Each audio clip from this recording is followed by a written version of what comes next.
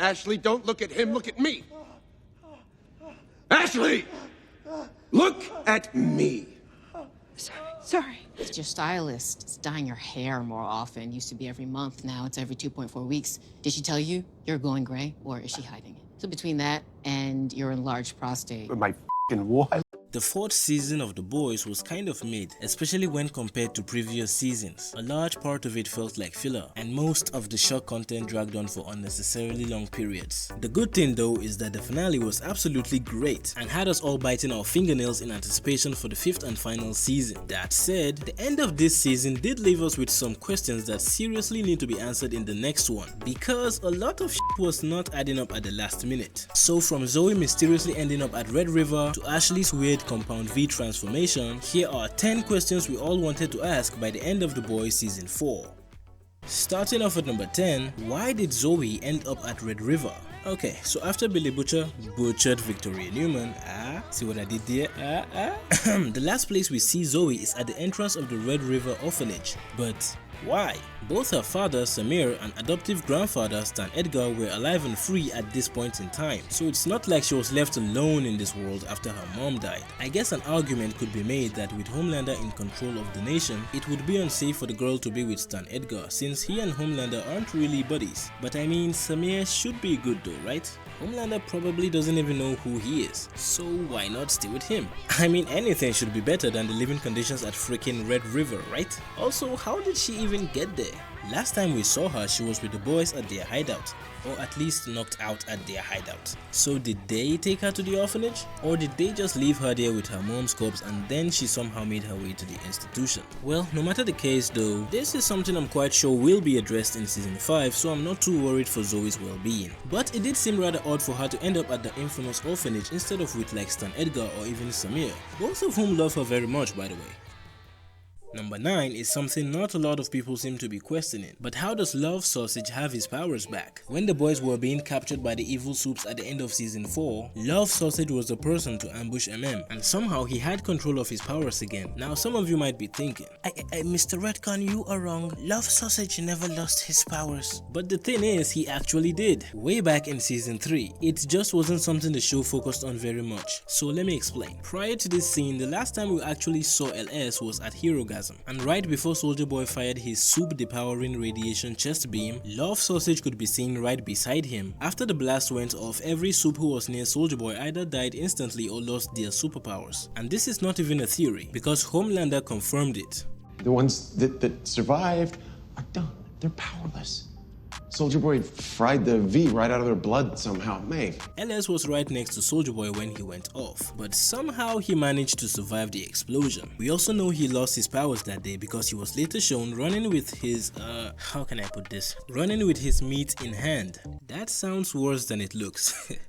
I swear it's so hard to make YouTube videos about the boys. Anyway, this meant that even though his meat remained abnormally long and big, he could no longer control its movement. Guess you could say his life was Okay, I'm sorry. Well, now the question is, since LS lost control of his sausage at Hero Gasm, how did he use it to smack MM in the face at the end of season 4? Did he take in more Compound V? If so, fine, but where did he get the V? Homelander had all the remaining Compound V in his room, right? Okay, moving on to number 8. How come and why is Cindy working for Homelander? Two questions here. First, how come Cindy is working for Homelander by the end of season 4? The last time we saw this character was in season 2, after the boys technically broke her out of the Sage Groove Center, where she had been held up for God knows how long. At the end of the episode, Cindy was shown hitching a ride, after which she wasn't shown again until the end of season 4. So where had she been all this time? And how did she end up working for Homelander in his hunt for the boys? The same people who broke her out of Sage Groove. Now, something to note about Cindy is that, unlike most other soups, Cindy was not given Compound V when she was a baby. She was one of the first successful test subjects for the advanced version of Compound V that was made for adults. So for most of her life, she had been a normal human. Which brings me to the second question. Why is she working for Homelander? You see, Sage Groove is nothing like Red River. Red River is occupied by children who can be controlled by powerless humans. The soups that were held at Sage Groove were all adults. Some of them were unadopted orphans from Red River who grew into adulthood at the orphanage and eventually brought there, like this guy from Gen V, while others were mentally unstable normal people who were sent there to be experimented on with the adult version of Compound V, like Cindy. As a result, Sage Grove had armed security in place, and even some soups like Lamplighter were stationed there to keep the place secure. And even though Sage Grove was owned by Vought, Stormfront, who was a superhero, was the one directly in charge of it. So Cindy must have known that Soups also had a hand in her detention at the center. Now that she is finally out of Sage Grove, why is she all anti-human and even working with her previous captors to catch the boys? The same people who sort of broke her out of Sage Grove. Honestly, this character has so much mystery and intrigue. I really want to see what they do with her in season 5. Still on the topic of catching the boys, why didn't Homelander's men just, kill them? Like, what even is the point of catching them at all? And yes, I know the obvious reason is because by eliminating the boys in a series called The Boys, the show would either just end immediately or take an extremely dark turn. One so dark even this show can't handle. But let's look at it from an in-universe point of view here. First of all, Homelander isn't exactly one to gloat over people who oppose him. The man kills anyone he doesn't like immediately without even thinking twice about the repercussions of his actions. She confessed, leak plugged. You don't think the next word out of her mouth might have been useful? Guess I am that petty. One possible reason though for catching the boys alive is perhaps Homelander wants to kill them himself, just like the time he and the Seven were chasing the boys back in season 2. All right, everyone in the tunnels. Anyone gets eyeballs on the target, he's mine, understood? But then again, by this point in season 4, even Homelander knows that every second that passes with this guy's breathing, something goes wrong for him. That's why a few days before this, he said F it and sent the Deep and Black Noir to kill them in episode 7. What you doing here? Homelander is sick of your bro. Said to put you out of your misery. I mean, if Homelander can order the Seven to annihilate half the workers at Vought, people who kiss his ass for a living, then why keep the boys alive? His absolute arch nemesis. Nemesi? Wait, what the f***? What is the plural of nemesis? Oh, nemesis. Okay. Why would Homelander keep his arch nemesis alive? I just can't wrap my head around the reasoning behind this, Down to number 6, and what the hell happened to Kimiko's mysterious frenemy? This chick, the one with the scar on her face. Kimiko? I don't particularly remember her name being mentioned this season, but I checked online and apparently her name is Tala. You guys remember her, right? She wants revenge on Kimiko for essentially kidnapping, trafficking, scarring her face, and eventually running away and leaving her at the mercy of the Shining Light terrorist group. And damn, I mean, who can blame her? Anyway, the main question is what happened to her after her last encounter with Kimiko? Like, where did she go? Will she return in season 5? I mean, I hope she does, because I don't know. I feel like her short-lived vengeance quest against Kimiko was not resolved, like, at all. Because after a short battle and realizing that Kimiko is basically Deadpool now and can't be killed, Tala decides to play dirty and guilt trips her for a bit. And it actually seemed to be working. I mean, she got her crying, but then Kimiko just ups and leaves. Kimiko.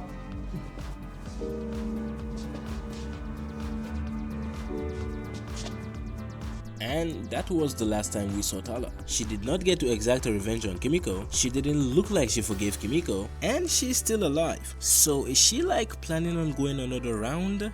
We don't know. I for one would really like to though, because for me personally, it's little unresolved side plots like this that felt like filler in this season. So I really hope we see Tala get some closure in season 5. Perhaps she's going to help Kimiko escape Homelander's captivity. Who knows? Also, speaking of filler content and throwaway characters, wherever did Collin go? Much like Tala, Collin is another character who just seemed to spawn out of nowhere and suddenly vanish back from whence he came. As you might all know, Collin showed up in season 4 of The Boys and had a short-lived relationship with Frenchie. But after finding out that Frenchie was the killer of his family, he got real upset and left. Honestly, I kinda feel bad for this guy, because not only did the person he considered his lover turn out to be his real-life boogeyman from the past, but if we read Frenchie a little deeper, it's quite clear that what he felt for Collin wasn't really love, but a kind of guilt-ridden pity and a strong sense of contrition for the evil he had done to him in the past. Deep down, and we all know this, the person Frenchie really loves is Kimiko. But poor Collin, he's not a bad guy, he did not deserve any of this. I mean, we can only imagine what he's going through right now. So while I am happy that Frenchie and Kimiko finally came to terms with their feelings for each other, providing a long overdue catharsis by the way, I think much like with Tala, Collin's story needs a proper conclusion. So hopefully we get to see what he's been up to in season 5. On to number 4, and the question is, when will we see A-Train next? For someone like A-Train, who just received one of the best character developments in the entire show, we are not even allowed to ask if we are going to see him again. It's just when now. Like, is he going to show up real early into season 5 to help the boys escape, or will it be another last-minute arrival? Although it seems like the former should be the obvious answer, I feel like A-Train will be very reluctant to come help the boys out early on, because even though he is basically a good guy at this point, he is still very much afraid of Homelander. Hello, A-Train. And now that Homelander runs the country, it seems unlikely that A-Train will return anytime soon. Deep in Noir know that I'm the leak. Wait, what? Homelander's about to find out any second. This is our chance. This is our chance. Florence? Anywhere. But let's go. Hey, you guys remember when A-Train was at the climax of his redemption arc? Everyone thought he was done for. I mean, I was like, oh, he's good now, but still living in Vought Tower with Sister Sage and Homelander. Okay, I mean, goodbye A-Train. It was nice knowing you, I guess. And honestly, if he hadn't fled the country, he probably would have already been killed by now. Sister Sage would have just added him to her grand scheme and found a way to get him eliminated. Smartest person in the world. You didn't know A-Train was the leak? I knew. He managed to cross season 4 alive, but with one last season to go, what will be the fate of everyone's favorite Cyan Speedster? Huh? Get it? Cyan Speedster? Like with the Flash being the Scarlet Speedster, because you know, Scarlet is red and Cyan is blue, and A-Train wears blue, thus A-Train is now the Cyan Speedster, because the Flash is the Scarlet. Forget it.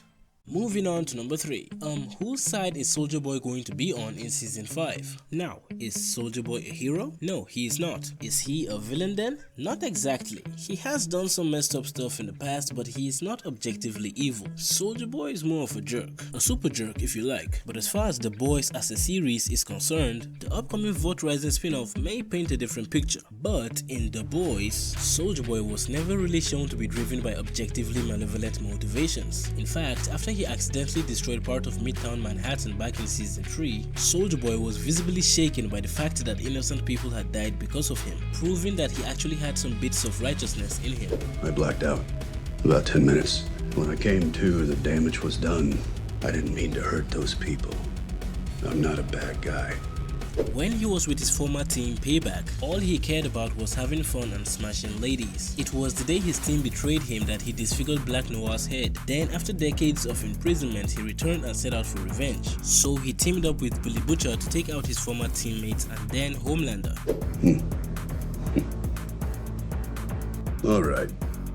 You help me find the rest of my team, and I'll help you with this Homelander. So if in season 5 Homelander decides to release Soulja Boy, which he most likely will, I mean look at this man. Soulja Boy would not have any incentive to fight him anymore, because just like his former team Payback, Butcher betrayed Soulja Boy. And it's not like he was even originally gunning for Homelander in the first place anyway. So chances are Soulja Boy might just decide to stay chill with his son. The only thing that might be a problem though is that, unlike Soulja Boy who is mostly morally neutral, Homelander is a straight up supervillain. And now that he has taken over America and is rounding up everyone who opposed his iron rulership, this might not sit well with Soulja Boy. I didn't mean to hurt those people. I'm not a bad guy. So, even if Soulja Boy starts out on good terms with Homelander, he could potentially turn against him later on. But hey, these are just my thoughts. Whose side do you think Soulja Boy is gonna be on in season 5?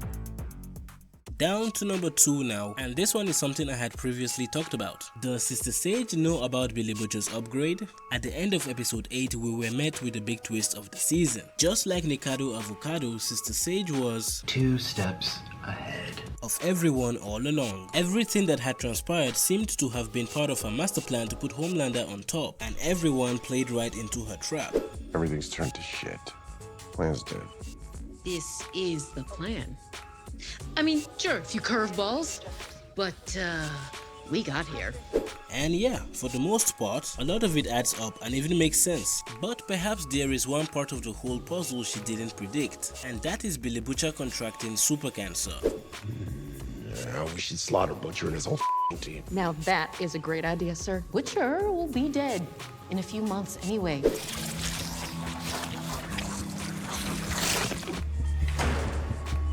Billy Butcher's condition is not something the world had seen before. The only other time something similar occurred was in an episode of The Boys Presents Diabolical, when an old lady with cancer was given a dose of V. It caused the cancer to come alive, gain sentience, and eventually exit her body completely. In the end, it went berserk and she had to fight it herself.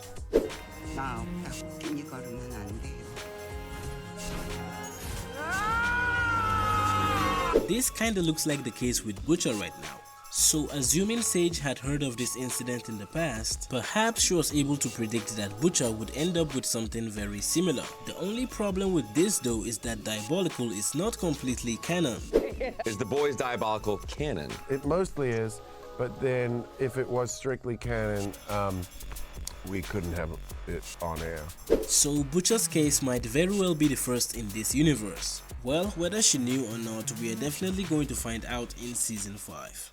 And finally, at number 1, this one contains a silly little theory of mine, but is Ashley going to be okay? Now, as we all know, Compound V can have extremely unpredictable results. Some users get laser eyes while others get very long genitalia. Some get super speed, but others get insect wings. But apart from bad luck, could there be another reason why some users of V attain unfavorable results? Well, you see, if you pay close attention to the people who were actually shown using Compound V on screen, you'll notice that everyone who injected V into their backs ended up having more stable powers like Zoe and Kimiko, but anyone who injected it into their arms ended up facing some kind of side effects, like Huey's dad, Billy Butcher, and most recently, Ashley. Zoe and Kimiko both received V through their backs, and we could see their spinal cords reacting to the substance. Huey's dad, on the other hand, was already brain dead when he was administered Compound V. He received his V through his hand, and after he got better with powers, he went nuts. Also, just like the old lady in Diabolical, Butcher had already developed cancer before receiving Compound V, although he got his cancer from Temp V, which he had also been injecting through his arms, by the way, and when he eventually tried using Compound V to heal himself, he again took it through his arm and it seemed to have no effect. But perhaps this was actually when his cancer came alive, as a side effect of not properly administering the V through his back.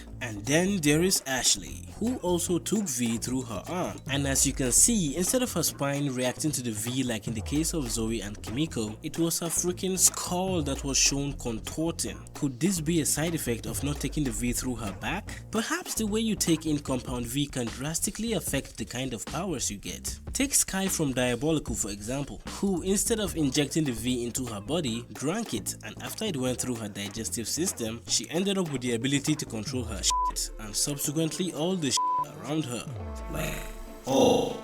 That's your fucking power? You can control shit. But hey, that's just my silly little theory. Only in season 5 of The Boys will we actually see what becomes of Ashley. But it sure looks like it's going to have something to do with her brain though, so fingers crossed I guess.